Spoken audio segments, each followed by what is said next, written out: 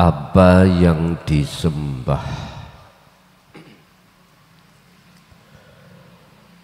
oleh kaum am dan apa yang disembah oleh kaum khos secara nama sama.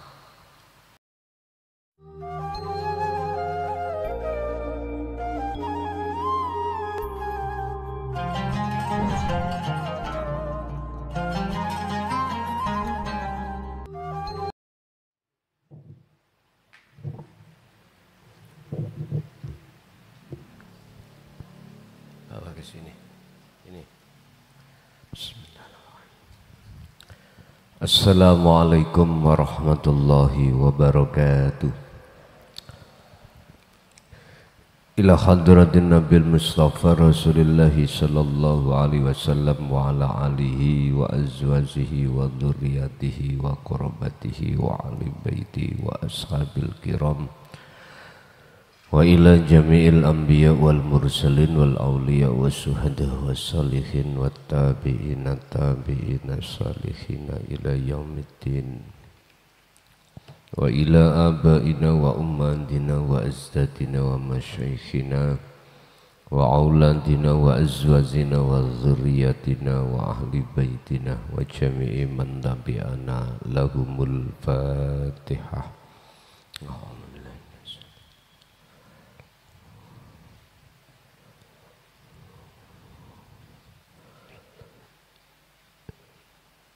Bismillahirrahmanirrahim.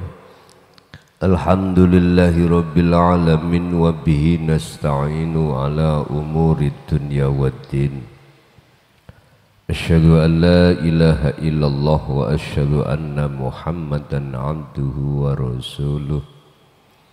Allahumma salli wa sallim wa barik alaihi wa ala alihi wa ashabihi ajma'in, amma ba'd.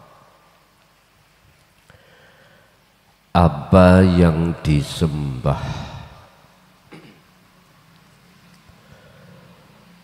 oleh kaum am dan apa yang disembah oleh kaum khos secara nama sama. Tapi yang membedakan di antara keduanya itu adalah antara yang tidak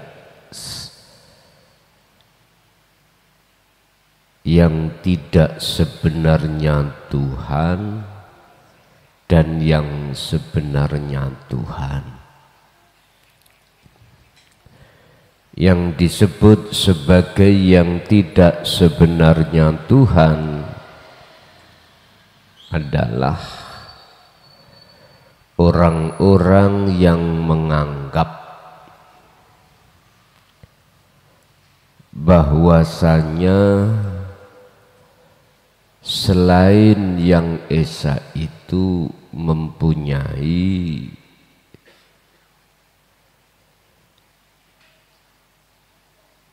perkara yang bisa mendatangkan manfaat atau mencegah mudarat. Contoh, si A punya penganggapan terhadap si B. Jikalau si B itu orang yang bisa memberikan manfaatnya berupa karomah. Si B punya karomah. Dengan karomah itu si B bisa memberikan manfaat terhadap si A. Penganggapan yang seperti itulah Pak, golongan am, golongan yang tidak mengerti mana sebenarnya yang esa tersebut. Kebalikan, golongan khos adalah golongan yang memang betul-betul menyembah pada Tuhan yang sebenar-benarnya Tuhan. Sehingga lewat surat Taubah ayat 30 sampai 33 Allah jelaskan. Khusus dalam ayat ini akan menjelaskan karakter atau kebiasaan penyembahan orang-orang am atau orang-orang yang mengikuti kakek moyangnya dulu. Wakanat wakolat lan ngucap sopo al yahudu golongan-golongan orang am.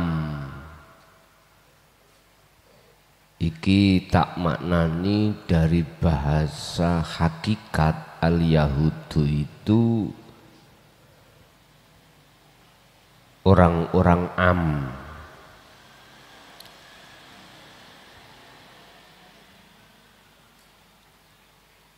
Orang Yahudu itu mengatakan bahwasanya Uzairu utawi Uzair itu pemimpin ulama. Cara sekarang itu ulama iku ibnullah, anak lanangi Allah. Iki golongan Yahudu, kelompok mengatakan bahwasanya Uzair iku anake Allah. Mengapa dia mengatakan anak Tuhan? Karena punya kesaktian. Karena orang-orang golongan Yahudu itu menganggap bahwasanya Uzair itu bisa mendatangkan manfaat dan bisa mencegah mudarat. Di zaman sekarang bisa jadi Uzair itu adalah orang yang kau anggap wali, padahal bukan wali. Dia punya karomah. Seakan-akan dia bisa menahan hujan, bisa memberikan barokah dalam duniawiyahmu, dalam olehnya kau mencari ma'isyatud dunia. Digampangno apa sing jadi tujuanmu. Jadi Uzair itu seperti itu. Mungkin sekarang di kalangan umat Islam orang am menganggap mbuh iku Gus, mbuh iku sesepuh, tergantung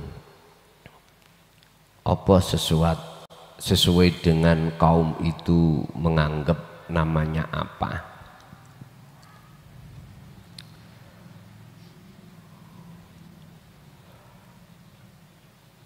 Wakolat lan ngucap sopo an-nasoro, iki golongan an-nasoro sama sebetulnya.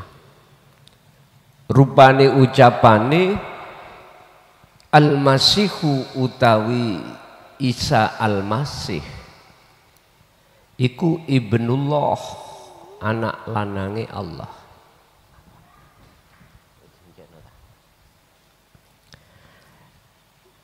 Tidak jauh berbeda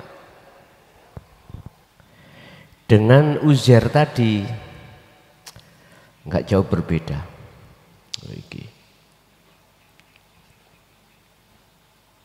Kira jenengan saiki sinten, siapa di tengah kalangan umat Islam? Mungkin Nabi Muhammad.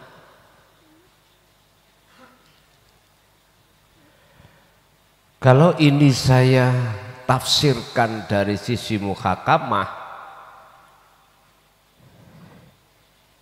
yang disalahkan ini orang Yahudi dan orang Nasrani. Tapi kalau kami ambil ayat ini dari sisi mutasabihah, kita nggak terasa. Siapapun di antara umat Islam itu yang mengkultuskan makhluk, sehingga ada iman dalam hatimu bahwasanya makhluk itu bisa menolongmu.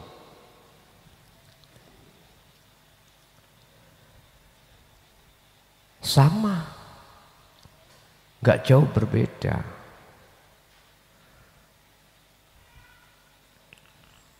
Di seluruh isi Al-Quran, kalau nggak salah ada 11 ayat dalam Al-Quran yang mengatakan, Allah menjelaskan bahwasanya malakum dzarraw wala naf'an.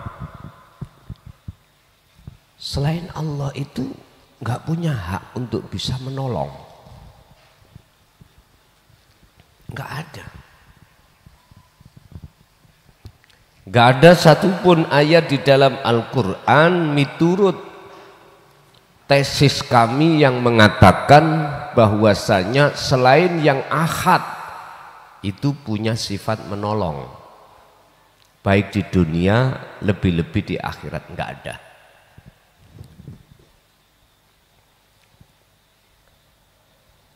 Sekalipun yuk Kanjeng Nabi nggak punya hak.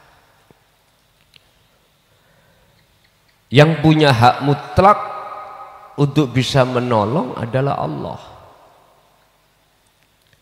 Jadi jikalau Anda mempunyai dzan, akhirnya menguatkan iman bahwasanya makhluk itu punya sifat mensyafaati,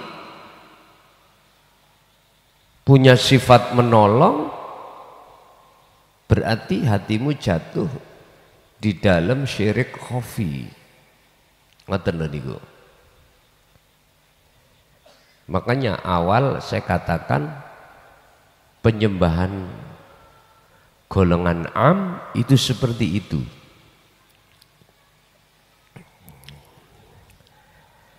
Zalika utawi mengkunu kaul di depan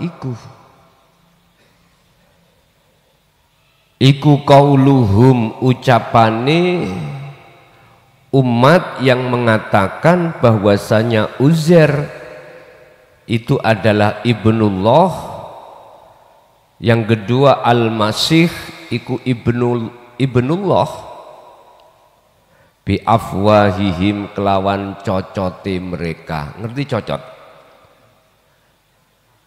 Cangkem, lesan.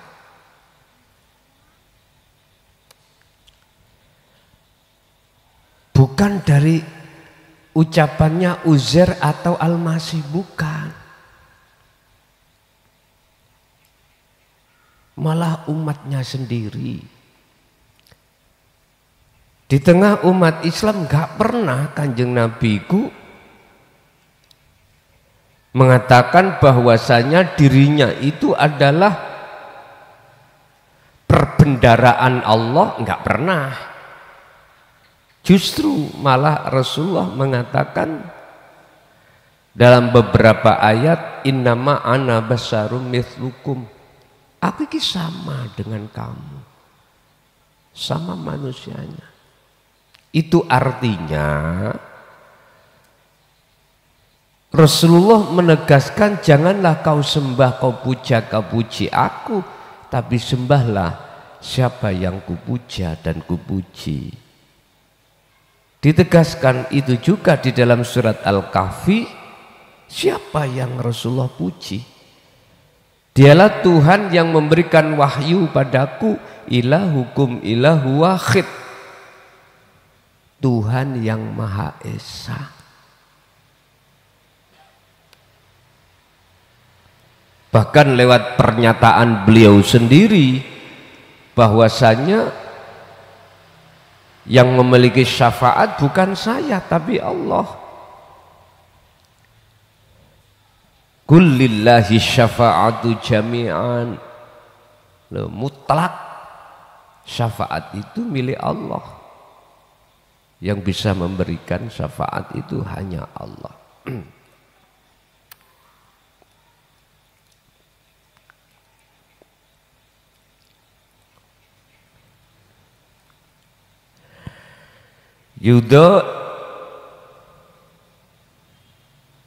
yudahiuna kang padha niroake sapa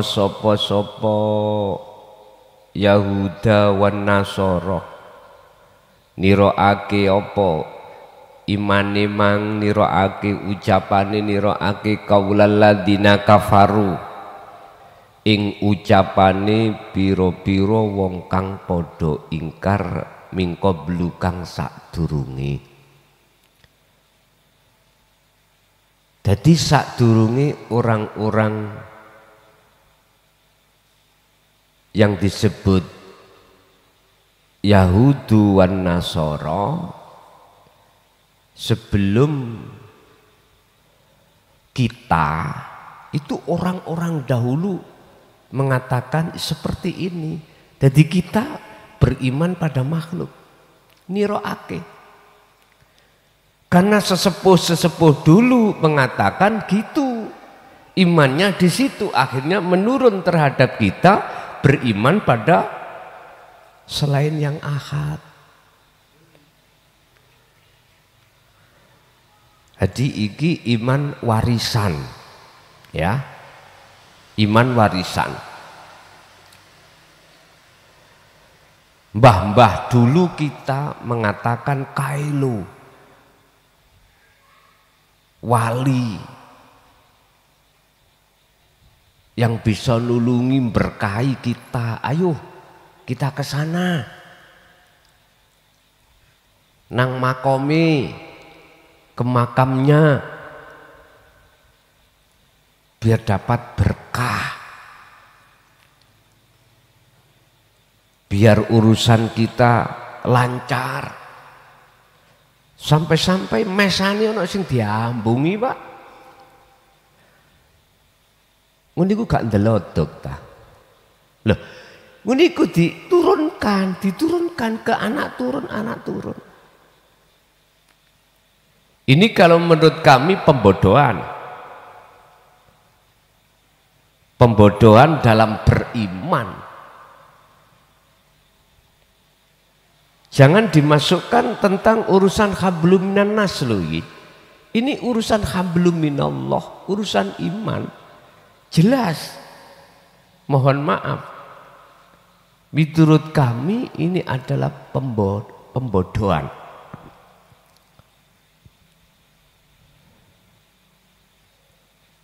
Akhirnya kita ini jadi budaknya. Apalagi yang disebut Uzair atau Al-Masih itu masih hidup secara dohir. Loh, nyawa kita berikan. Yang katanya, mohon maaf, kalau boleh saya katakan, entah fiktif atau tidak, Yang lagi tren di sini kan ngaku-ngaku duriyah. Entah itu betul atau tidak, tetap itu salah. Gak boleh mengkultuskan mereka, gak boleh. Mereka lah sama dengan kita. Sana makan nasi, jenengan makan nasi. Gak mungkin sana makan menyan. Sana nikah kini yo nikah podo Pak.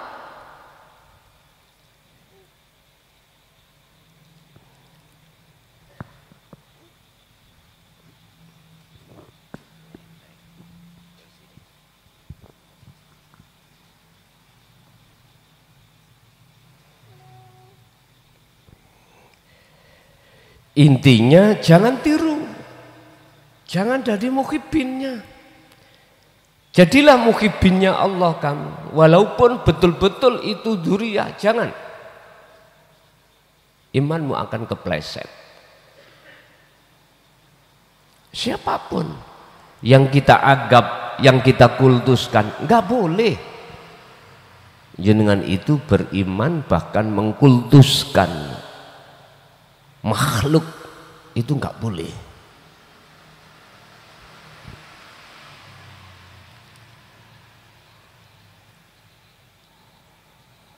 Qotala, mongko kalau Anda masih tetap mengatakan bahwasanya Uzair atau Al-Masih itu adalah anak Tuhan,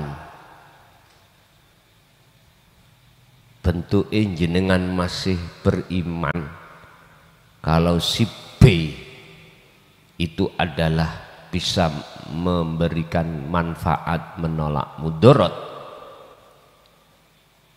Qatalahum, mongko bakal ngelaknat hum ing mereka sapa Allah Gusti Allah.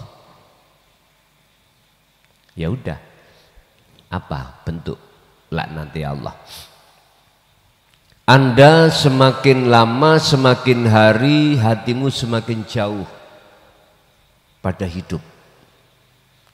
Dijauhkan Allah memang, dijauhkan yang isa hatimu pada Allah. Dijauhkan. Sehingga mudah hati kita akan kena gebiarin dunia, pengaruhnya dunia akan mudah.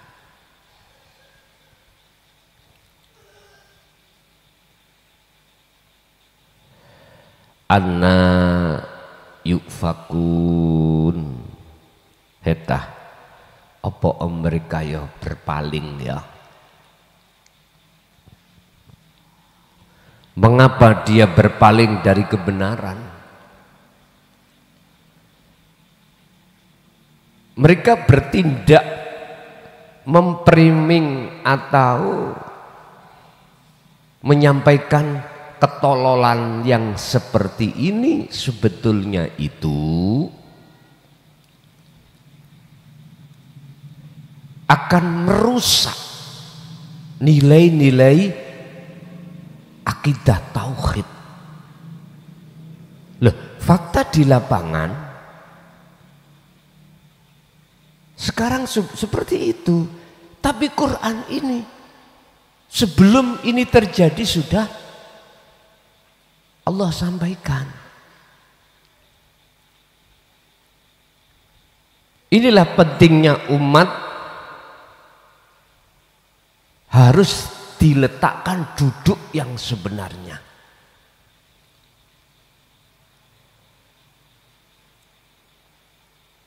(14 abad sebelumnya itu, bahkan 16 abad sebelumnya itu sudah Allah berikan ketetapan dalam Al-Quran ini. Sekarang tinggal kita membaca situasi ini.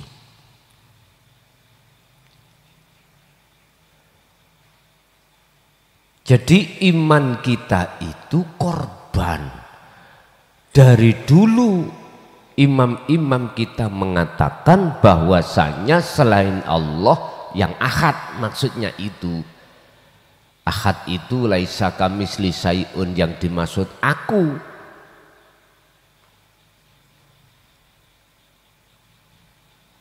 Beliau mengatakan selain itu bisa memberikan barokah, manfaat. Kita korban iman. Makanya ini harus kami jelaskan dan dianggap penting menurut kami kehadiran Al-Qur'anul Qadim nantinya.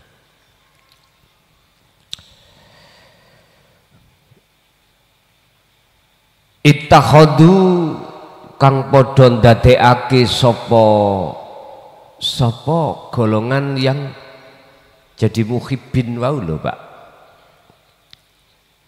ndadekake ahbarahum ing pira-pira ulamae orang-orang golongan Yahuda mau waruhbanahum ya podo-podo rohibe.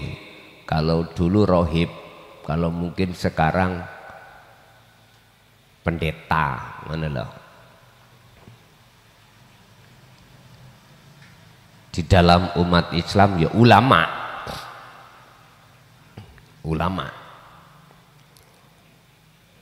Ndadekake arbaban ing piro-piro Tuhan min dunillahi kang sakliyane Allah. Penyembahan.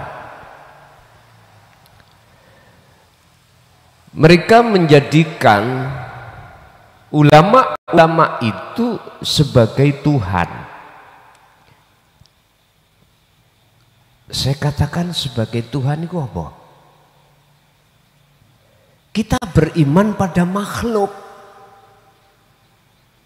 Yang makhluk itu kita anggap bisa memberikan manfaat atau menolak mudarat. Loh, yang dipersoalankan di sini kuncinya adalah jatuhe imanmu pada makhluk ini loh. Yang dipersoalkan.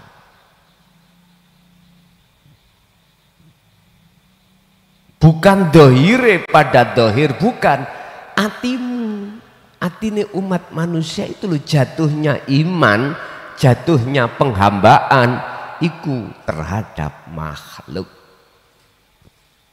Ini yang nggak boleh.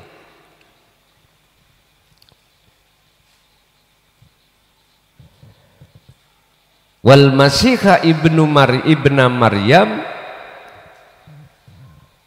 contohnya Al-Masih itu anak Tuhan. Nek cara umat Islam bentuk saking besare hatimu beriman bahwasanya Muhammad itu bisa memberikan syafaat, nggak jauh berbeda dengan kalimat ibnullah.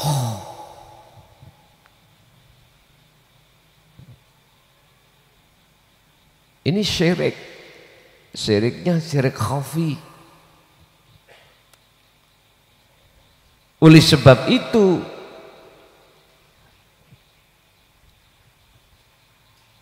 Anda harus hati tafakur, betul apa enggak apa yang dijelaskan tadi, yang isinya kita ruh tidak boleh jatuhnya iman pada selain ilahun wahid. Ya dingen-ngen. Adakah ayat yang mendukung dalam rangka membuka hatiku supaya bisa beriman hanya pada ilahun wahid? Banyak. Penegasan tentang kerasulan Muhammad, penegasan tentang kerasulan sebelum Kanjeng Nabi Muhammad. Nggak ada satupun Rasul yang mengatakan bahwasanya dia bisa memberikan syafaat atau memberikan manfaat. Enggak, secara tauhidnya lo ya, keesaan dalam kemurnian pada Tuhan itu di situ enggak pernah. Termasuk junjungan kita di dalam agama Islam Rasulullah. Wa ma umirulan ora den perintah sira kabeh illa liya'budu, kecuali untuk beriman, menyembah, menghadapkan ruhmu ilahan wahidan, ya, terhadap Tuhan yang Maha Esa.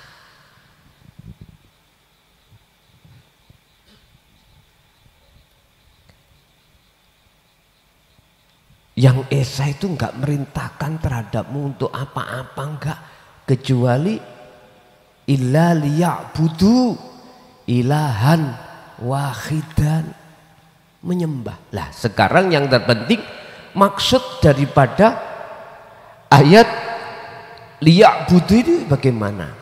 Jatuhnya iman rohmu iku dateng urip, lho ngoten lho. Jangan terhadap selain itu. Dalam ayat lain, inni wajahtu wajhiya, madepe ruhmu itu hanya pada yang ahad.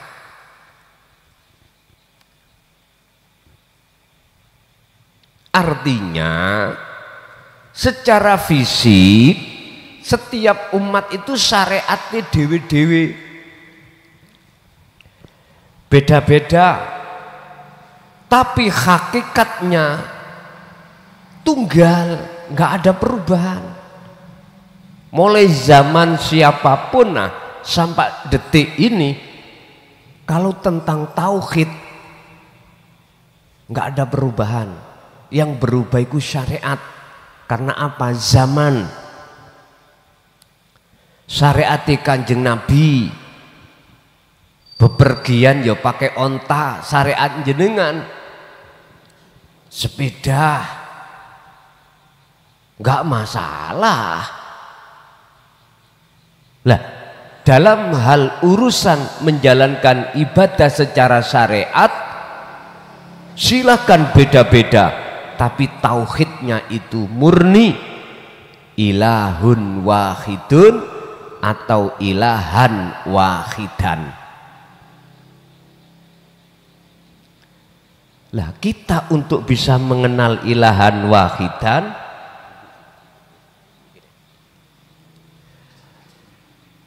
Anda harus kembali ke khitoh, kembali ke tauhid murni, bukan tauhid abal-abal. Ono pak tauhid abal-abal itu. Tauhid yang mengarahkan hatimu, yang diri jenengan boten semerap, supaya jenengan iki walaupun gak bisa menghormat, memuja, walaupun tidak bisa menghormat dengan apa yang Anda miliki, hormatmu dengan tata krama. Ini berarti tauhidnya diselewengkan.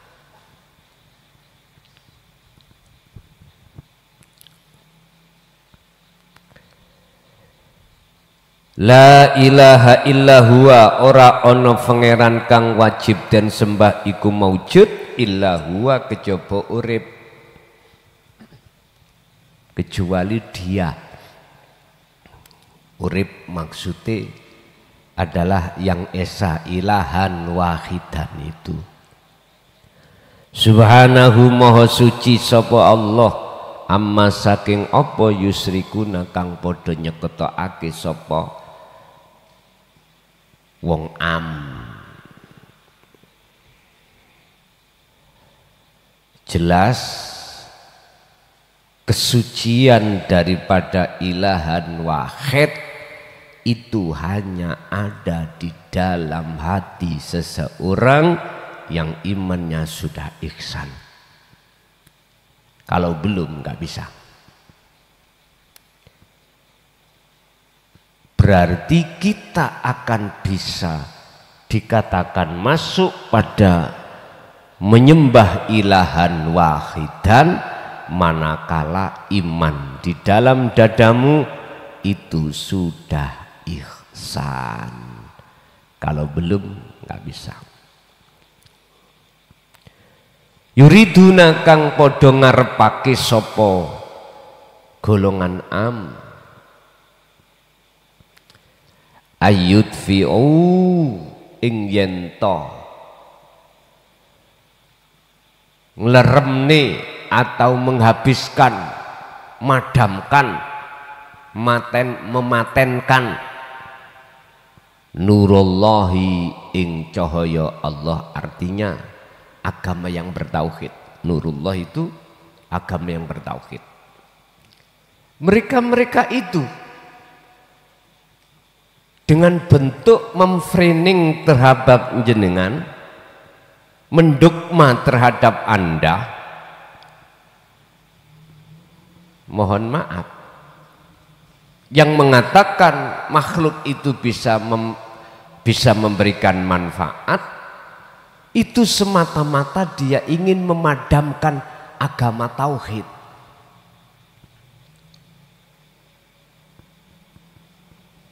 Ingin meniadakan agama yang bertauhid. Sebetulnya itu. Wa yabghunaha iwaja, mereka itu memutus tujuanmu, sing tujuan kita itu ke ilahun wahid dibengkokkan.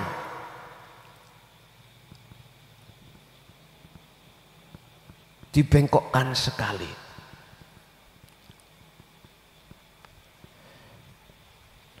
Ini bentuk mereka itu dikatakan mereka itu memadamkan bi afwahihim kelawan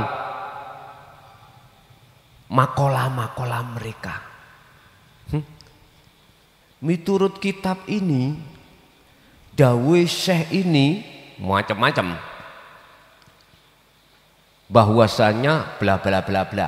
Artinya apapun bentuk makola, kalau menjauhkan hatimu dari ilahun wahid atau ilahan wahidan, udah anggepen iku ngedabrus kaya entut berut, wis ngoten mawon. Secara fisik kekuatanmu kecil, tapi Allah menguatkan hatimu dalam mujahadah. Justru kecil itulah nek mlebu kupinge gajah, gajah sok mate. Kecil apa tah orong-orong kon mlebu kupinge gajah. Gajah sing kuat kaya ngono bongko-bongko walaupun kecil.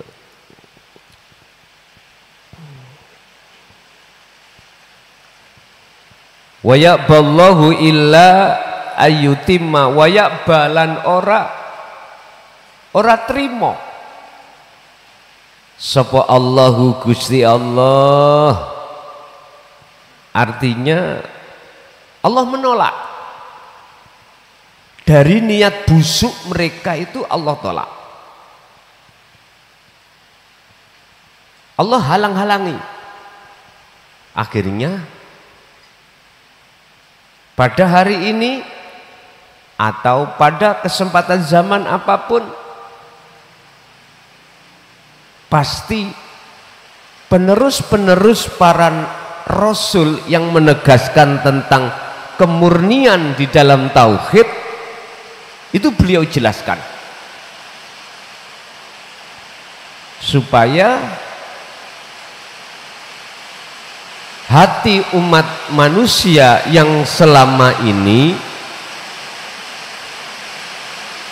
terpleset di dalam iman terhadap makhluk itu biar selamat.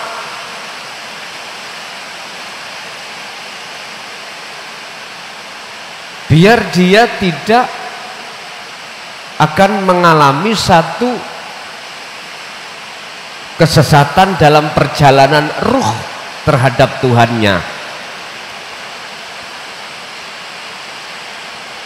Justru illa ayyutimma, kecuali Allah akan nyempurnaake nurahu ing tauhide. Lewat apa Allah menyempurnakan di dalam agama tauhid? Untuk memurnikan tauhidnya supaya meripat atine manusia itu melek. Salah satu di antaranya adalah hujjah, pedoman-pedoman yang seperti ini yang harus disampaikan. Urusan tanggapan umat itu percaya atau tidak, itu urusan masing-masing. Secara pribadi saya nggak ada hak untuk memaksa Anda percaya dengan apa yang Allah katakan di dalam surah ini tentang kemurnian bertauhid dalam rangka menyembah kepada Allah Subhanahu wa ta'ala, yaitu ilahan wahidan. Walau karihal kafirun, senajana orang-orang yang ingkar itu tidak menyukai, walaupun orang-orang yang ingkar itu membencimu, tetap ini disampaikan. Itulah bentuk kalau Allah ayyutimma, Allah itu menyempurnakan kemurnian agama ini, kemurnian Al-Quran ini, yang kemurniannya itu berabad-abad telah diselewengkan dari sisi makna dan makosidnya, bukan dari sisi lafaz. Kalau sisi lafaz tetap, yang penuh penyelewengan adalah dari sisi makosid atau dari sisi makna yang sebenarnya. Ini bisa dikatakan makhalus syahid. Makna yang sebenarnya bagaimana sih? Loh gitu loh. Ini mereka mencari cantolan-cantolan yang tidak semestinya itu dilakukan. Seperti halnya mengatakan si B bisa punya manfaat buat kita, si B bisa menolak bahaya buat kita. Lah ini kan nyantol toh, nyantolnya sesuatu yang tidak benar.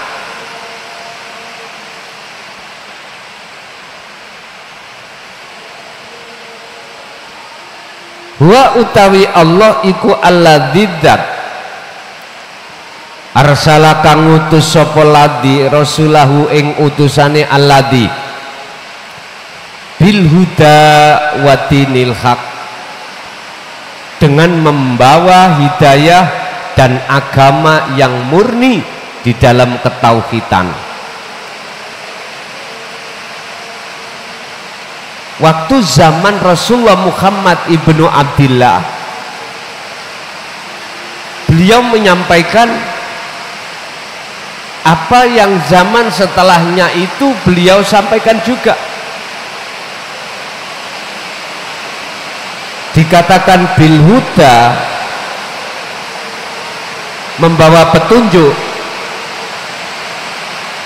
Cahaya di dalam hatimu yang disebut cahaya makrifat itu berawal dari ilmu, ya ini yang ku maksud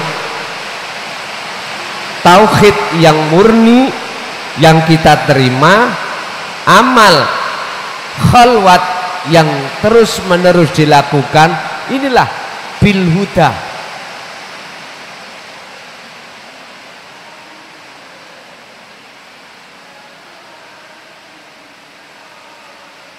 Inilah yang dimaksud bil huda. Jadi petunjuk di dalam hatimu, wadinil haq, dan dimasukkan di dalam wadah agama yang bertauhid. Apa maksud dan tujuannya hal itu? Beliau sampaikan liudirahu ala dini kullih, krono arai nyucekake apa huda wa dinil haq ala dini kulli, ing ngatasé agama sing agama iku telah menyelewengkan tauhid murni ini.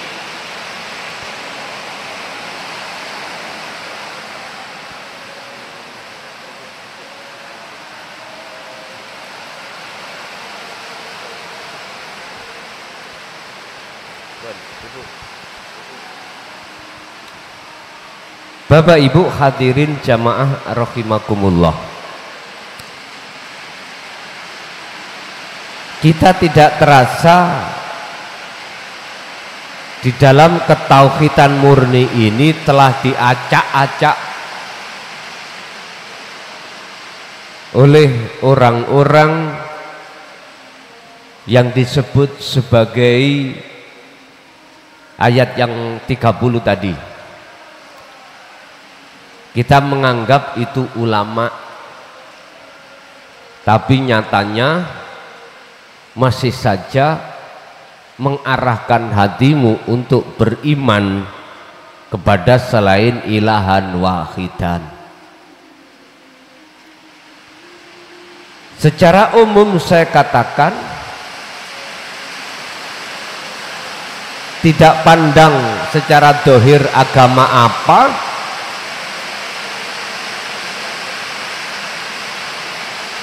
mana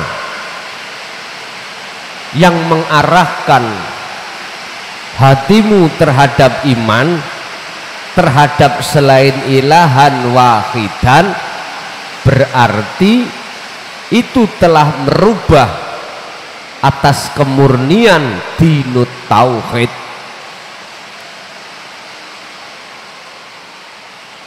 Baik dia yang mengaku-ngaku sebagai orang yang duriyahnya orang-orang yang mempunyai, yang menjadi imam atau tidak, terlepas daripada itu. Mana orang yang mengarahkan imanmu terhadap makhluk, janganlah kau ikuti, sebab ini sudah terlalu lama merusak tatanan-tatanan wahyu Allah, baik wahyu kauniyah. Wahyu kauniyah itu wahyu yang bersifatkan apa? Alam ini, dan atau wahyu-wahyu yang tertuang di dalam Qur'aniyah. Ini semuanya secara fakta telah diselewengkan makna yang sebenarnya. Ini kauniyah, ada hujan mengakibatkan berbisik. Ini ayat-ayat yang bersifatkan kauniyah. Tinggal hatimu beriman, berisiknya itu dari mana, yang menyebabkan suara berisik ini dari makhluk, apakah ilahan wahidan? Ini panjenengan langsung diberikan praktek tentang kebenaran. Tinggal hati jenengan iki beriman terhadap siapanya, terhadap makhluknya atau terhadap ilahan wahidnya. Ini tergantung panjenengan. Yang jelas saya katakan kemurnian tauhid, apa yang muncul dan timbul dalam diri makhluk itu bersumber dari ilahan wahid yang Anda mengatakan makhluk iku mah seakan-akan aslinya ilahan wahidan. Siapa yang hatinya beriman pada makhluk, jangan harap imanmu akan jadi ihsan. Dan siapa yang hatinya beriman pada ilahan wahidan, maka pasti imanmu akan jadi ihsan. Itulah Bapak Ibu apa pada malam hari ini yang bisa kami jelaskan terkait masalah merubahnya wahyu-wahyu Allah, dirubah imannya, maksudnya itu terhadap selain Allah yang sudah berabad-abad mengakar di tengah masyarakat. Maka perlulah nanti Allah memunculkan tauhid yang murni itu bagaimana. Oke, kita masuk pada sesi tanya jawab. Silakan bagi Anda yang ingin bertanya, monggo.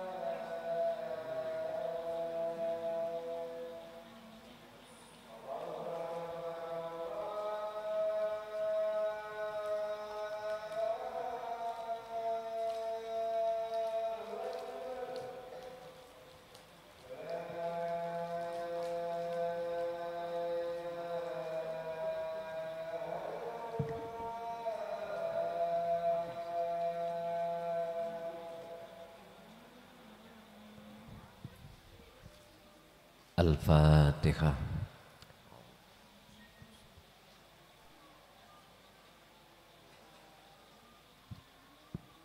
Akhirul kalam. Assalamualaikum warahmatullahi wabarakatuh.